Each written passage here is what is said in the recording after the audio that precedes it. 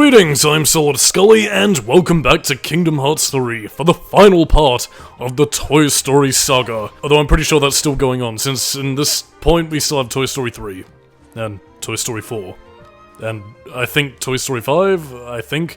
Maybe that might have been a hallucination I had after, you know, snorting that white powdered gravy in the parking lot.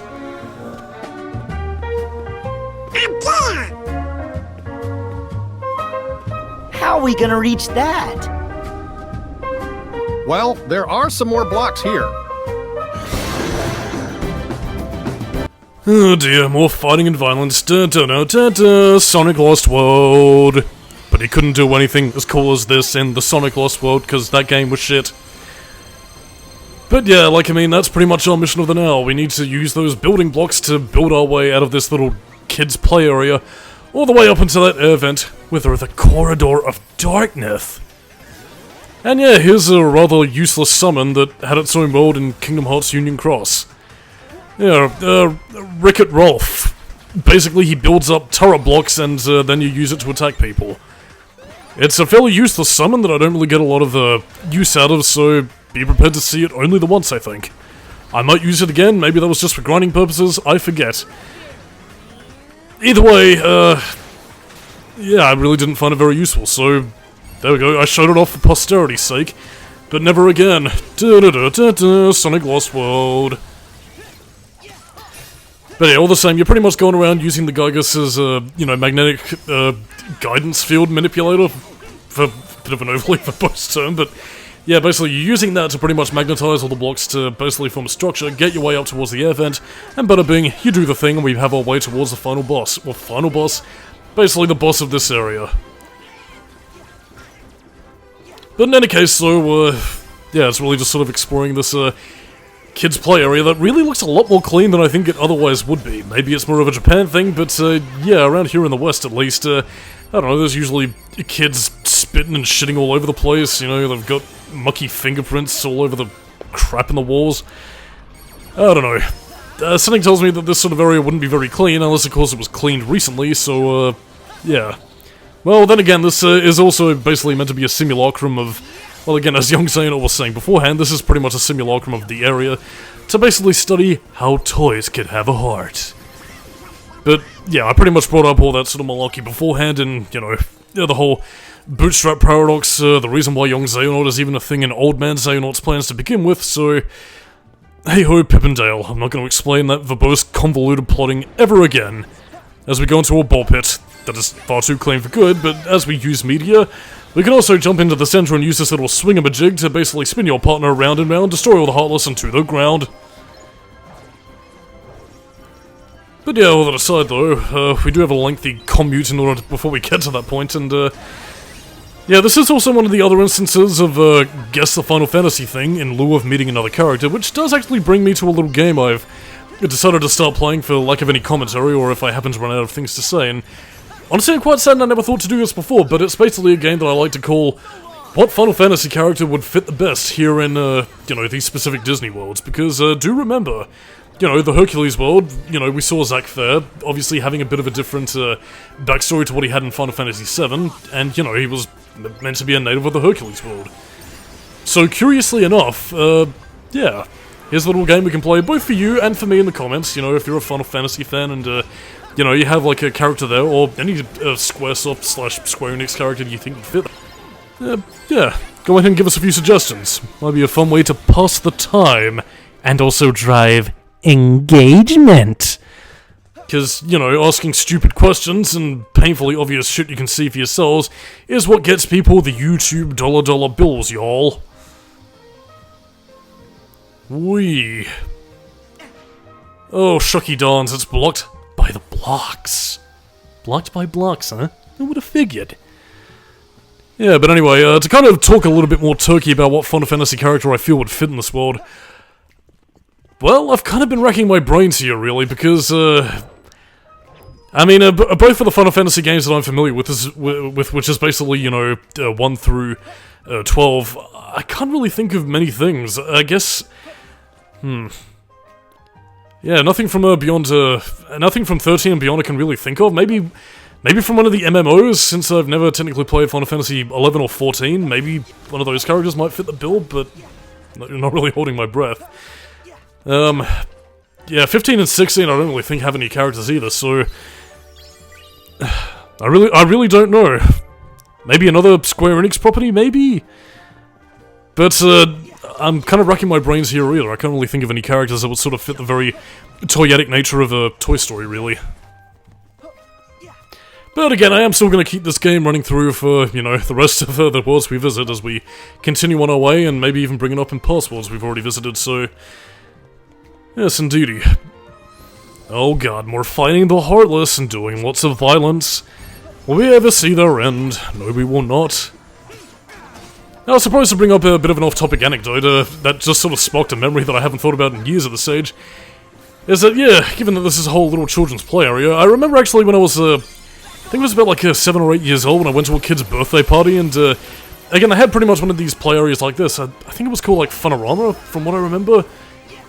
Place has long since been shut down at this stage, but again, it was pretty much had, you know, places like this, a few arcade areas, and it was actually the first time I ever played Sega, one of the Sega Rally games actually, which was quite fun. As if it was meant to be. But yeah, I remember I was pretty much, you know, hanging out with friends, having a party, and you know, just generally enjoying myself. Then I remember running into this kid that this you know, shirtless kid that I'm pretty sure had mental problems looking back at it, but yeah, basically he just sort of went chasing after everybody and just sort of fucking biting them and going completely rabid. Yeah, I don't know why that was a sudden memory that just sort of sparked in my brain, but whatever. I mean, apart from being attacked by fucking Nakey Boy, whatever. Fun places from childhood, I suppose, and the strangest of memories that just sort of spark up. Oh dear. In any case, so part of the reason why I'm sort of stuttering a little bit is because my editor is lagging. I'm currently looking at this through Telesnap Vision, and I'm just hoping my commentary won't be cut off, lagged out, or interrupted, or turn into wobble-gobble, as has often been the case in years past. Sometimes it turns out to be hilarious, in which case I'll leave it in. Other times it means I'll have to re-record, which is less than optimal, but not really too much you can do until you activate Sonic Lost World. Da-na-na-na. There's still a Heartless abound, and yeah, you do need that one specific model of Gygus robot to, you know, really sort of, you know, get to grips with everything, so, yeah. And by the way, you can't also commandeer any of the other robots, like, you know, the Mega Man 2 looking like Air Fang guys, or like the Rhinoceros Beetle robots or anything, so no, that's pretty much all you get. And, now I need more trivia to talk about as we continue going through this play area. And I do actually have one that I should have brought up back in Kingdom Hearts 1, although I guess I just didn't really know it at the time. But yeah, the Kingdom Hearts 1 outfits that Sora, Riku, and Kairi have were based on aquatic gear. Like, I mean, again, I said that Sora's outfit was partially based on Sion Barzard from the Bounce, and that is partially true, but, you know, part of the reason why he is wearing that, you know, that little sleeveless jumpsuit is because that was meant to be a bit of a stylized take on, I think it was meant to be both like a romper and a diver's suit. But yeah, part of the reason why Riku has those arseless chaps, because, well, they were meant to be based on fishing waders. And as for Kairi's outfit, which was the most sensible of them all, was basically because she was meant to be dressed as, well, a beach girl. So, yeah, that's why Kairi has the most practical outfit of the Kingdom Heartsian characters, which is quite odd given Tetsuya Nomura's rather odd bouts of design, but then again, who am I to really question his love of belts and zippers, buckles and plaid, and whatever else? Oh god, I still got a lot to go. Well, this is going to be a bit of an odd choice of topic, but in terms of Sora's Kingdom Hearts 1 outfit, given that it is basically a sort of one-piece, you know, diving or jumpsuit, really, how the hell does Sora use the toilet in his Kingdom Hearts 1 outfit? Because, I mean, basically, as being like a one-piece, he'd pretty much just have to get buck-ass naked and just take a piss and a shit, so... what, did Sora just have to completely strip, like, naked just to, you know, use the toilet? Whatever. Maybe it would have helped if he had, like, one of those little flaps on the bottom of it, like those 1910s-era pajamas, but... whatever. So, see, this is what happens when you have fuck all to say, and just a lengthy strength of gameplay, really. Yeah, but pretty much having a large bit of exploration as we try and find our way through the next area. I probably should have cut this down, but alas... Actually, you know what, I think I might do that, because I do know where the final one is. I'm pretty much just exploring this place for posterity's sake, so... Teleporting... Kerblamo! And now we're back again with more... Well, pretty much where we need to go. This next area is pretty much right next to the little ball pit area, so... Yeah, that's pretty much where you need to go for the final set of blocks that you need to construct, well, I mean, if you couldn't figure it out already, then, you soon will. Yes. Destroy them all.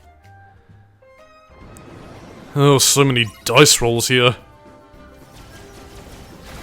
There's too many of them. Arg. Heartless. Whatever.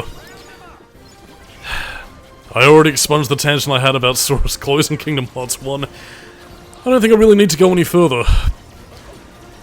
Though we're supposed to kind of talk about Sora's outfits because, fuck it, why not? We've got nothing else to talk about.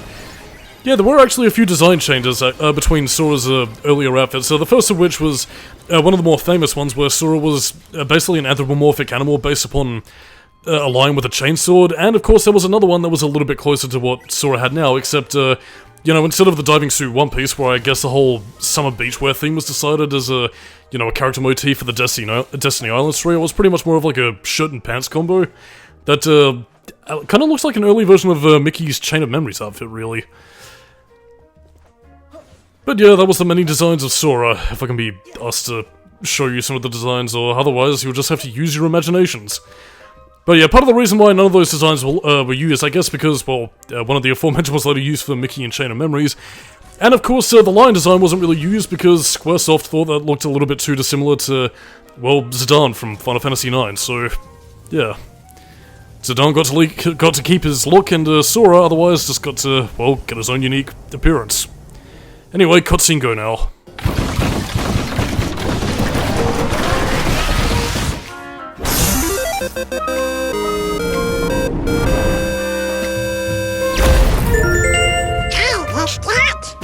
A cactus?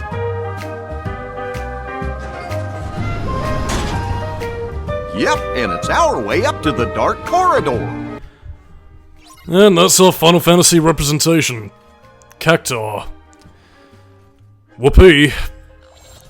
All I can say is, look forward to seeing a Tonberry. Actually, no, that was one of the style constellations you can actually get in the Gummy Stick segment. So again, we do get visual representation, it's just less interesting than, I don't know, meeting a character. Whatever. I'll give him a pass this time, since I couldn't really think of a character they could meet in this world. Well, I mean, unless of course the audience could think of one, but, that's neither here nor there in this case. Anyway, Dark Corridor is there, and, it's time for a boss fight, so let's get ready to kick some ass.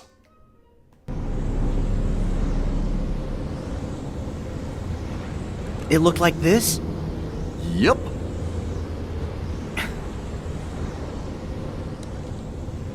Here goes.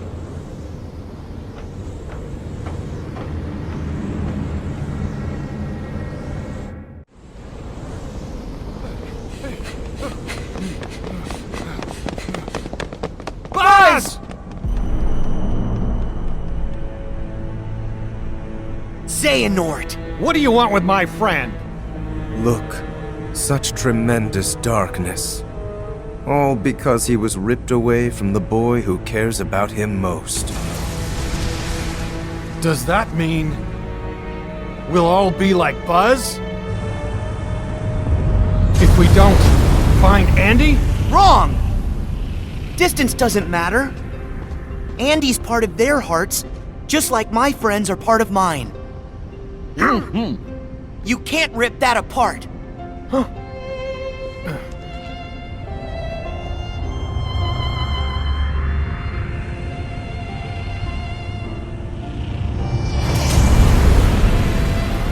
What? Your friends are your power? How very true. But if the light of friendship is a form of power, the darkness of being alone is a power even greater. Darkness is the heart's true nature. Whatever you're talking about, I don't care. Put Buzz back the way he was, then get lost. Or else what, Toy? Yeah, I am a toy. And a friend. My guess is no one's ever loved you before. Because you know nothing about hearts and love. There are hearts all around us, trying to connect. Your loneliness only made Woody and Buzz's connection stronger. That's the heart's true nature, to never ever let go. Wherever they are, Andy and the other toys haven't let go either. Yeah, you can't keep us from Andy. We're going home no matter what. And taking Buzz. Xehanort, you're so caught up in finding the shadows, you forgot about the light that cast them.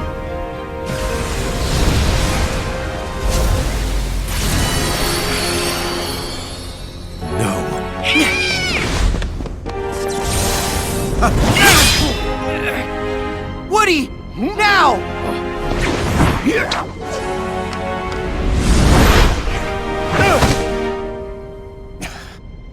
Giddy up, partner. We gotta get this wagon train a-moving.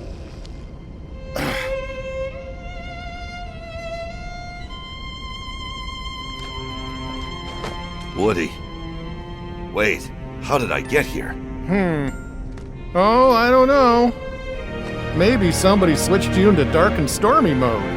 But I don't have a...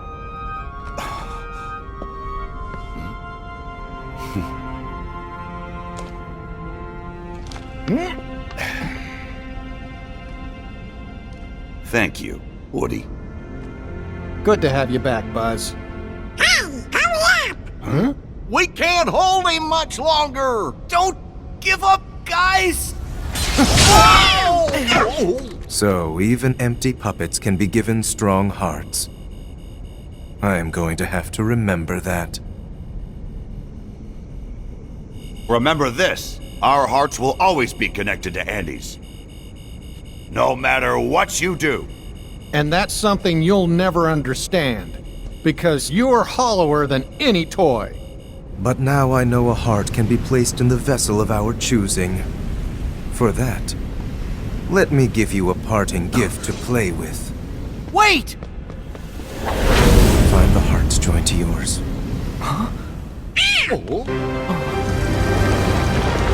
There! Careful! Whoa!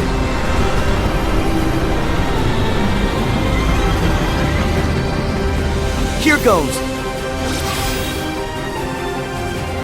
Oh my god, it's the mothership! So yeah, this is pretty much, well, our main boss fight. A fight against the alien spaceship, and, yeah, another thing that Kingdom Hearts 3 does that's, actually a bit of a welcome return. Unique heartless boss fights while we save the organization battles for, well, towards the end of the game. I don't know, I mean, you are going to be getting a few, fights here and there between, you know, the original Kingdom Hearts characters, but, you know, I mean, it is quite nice to see, you know, some more unique heartless boss fights styled after the world, which, again, always makes me smile. But yeah, basically, yeah, the boss fight itself is just kind of a bit pish, really. I mean, one of the biggest banes of this boss fight is, and it's something that does also kind of tie back into a bit of a, you know, Birth by Sleep, Dream Drop Distance era boss design, is that basically the challenge is getting to the boss, and it pretty much shaking you off and you're having to make your way over there all over again just to deal some damage. And I suppose it's worth mentioning, actually, that, yeah, again, compared to a lot of other, and again, I do apologize if I brought this up before, but, yeah, my memory's a bit chunky these days, thank Konami. In any case, so, yeah, Kingdom Hearts 3 was developed by the Osaka team of Square Enix as opposed to the Tokyo team that, you know, handled Kingdom Hearts 1 and 2. One of the primary reasons why the Osaka stuff was chosen specifically for Kingdom Hearts 3 is because, well, I mean, apart from being busy with Final Fantasy, yeah, a lot of the old members of the Kingdom Hearts staff that worked on the battle systems of 1 and 2, well, had either moved on from Square Enix or were being busy with other projects at the time, and, again, given the fact that the Osaka team had, you know, Birth by Sleep and Dream Drop Distance as their primary members of the team, well, yeah, they figured might as well get them to continue their skills. And again, some of their bad habits in terms of boss fights do sort of rear their ugly head, but at the same time, though, I will say that so far, at least, this is by far the best game the Osaka team have ever really worked on, for whatever that's worth, but yeah. Overall, I don't really have many complaints. And I believe they are also the same team that are also working on Kingdom Hearts 4, so... yeah, seems like they're here to stay.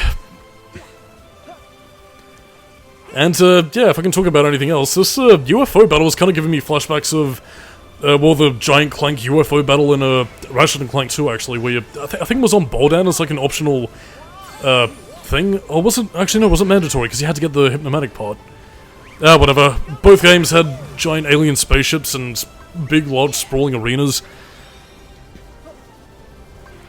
But yeah, I mean, if you want this boss fight to sort of end quickly, get a few refocuses and basically shot lock it to hell and back, really. Again, the Rapunzel Keyblade works really well against this thing, you know, as you can no doubt tell. It's, you know, decimated quarters of its health, so, yeah. We're spraying water at you. Yes, that would destroy the electricity. Come on. There we go. But yeah, air step is pretty much the main way you're going to be damaging it during this state, but yeah, otherwise, yeah, it'll pretty much scatter the blocks all about, fly away, and well, that becomes a little bit of a pain in the ass, especially as it tries to fly away from you in its little tornado of death. Yeah, you pretty much just gotta do a game of block Motron, and that's pretty much it. See, the Keyblade can block the fucking tornadoes. This weapon, it certainly is rather powerful. There we go. The blocks are gone, and it's daytime again. That must mean the light is winning. Oh, the city's restored too. Oh, shucky, shucky, joy, joy. And yes, these blocks also do contain physics if you push them around and whatnot. No doubt another silo of the power of the PlayStation 4, and then here's me trying to use more magical abilities. Yes. I'm trying to make use out of all my abilities, mind you, not just sticking to dominant strategy, but, yeah, it becomes a little bit hard when this is basically just playing a game of, keep away because I'm a little bit short and stout. Here is my penis, here is my balls, let me roll away like a fat bitch. Tip me over and I'll fuck you up. What, that's not how that's not how the nursery rhyme goes? Well, excuse the fuck out of me! There we go, by the power of fireworks, we have defeated our enemy. So, catch you later.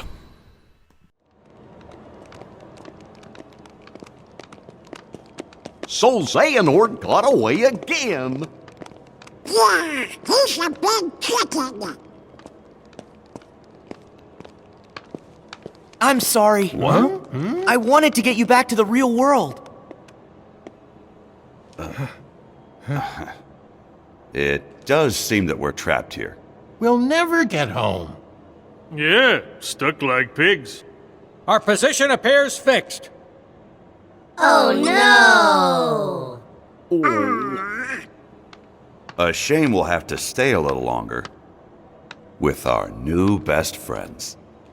Huh? After all the adventures we've had, we're not quite ready to say so long. You guys. I'm sorry that I was being so stubborn. Please forgive me. Hey, you were just looking out for your friends. No biggie. Yeah, somebody's got to be the sensible one. Especially since Woody's always getting in trouble. Gosh, that sounds a little like Sora, don't it? Yeah, and I'm the dependable one. Like Buzz. Kinda. Besides, if we do go back to the real world, we'll never see you again, right? But what about Andy? You care about him so much.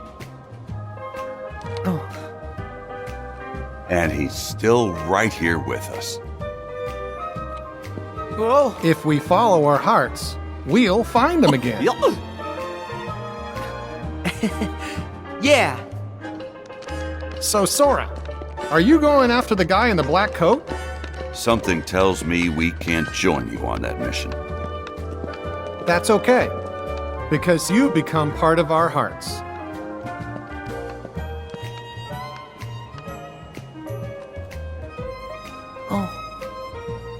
So let us become a part of yours.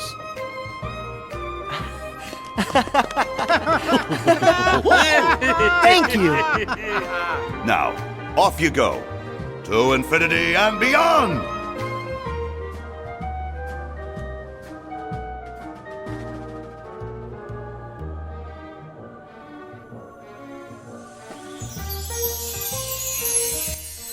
The Toy Box will be right back after these messages. Something big's hit Red Rooster. A big movie.